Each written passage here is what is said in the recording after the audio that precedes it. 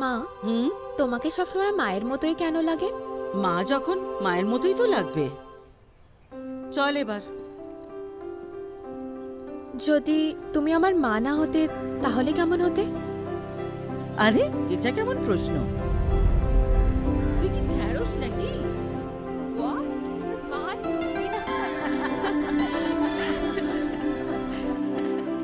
কখনো কি কোনো প্রয়োজন ছাড়াই নিজের সব শখ পূরণ করতে?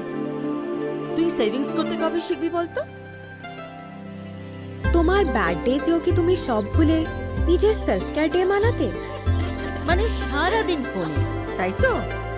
আর যখন ইচ্ছে ঘুরতে বেরিয়ে পড়তে? একা একাই? নিজের সারাটা জীবন তুমি আমাকে আমি হতে শিখিয়েছো। দেখি এবার আমার সময় এসেছে তোমায় মা থেকে আমি বানানো। এখন মাকে শেখাবি?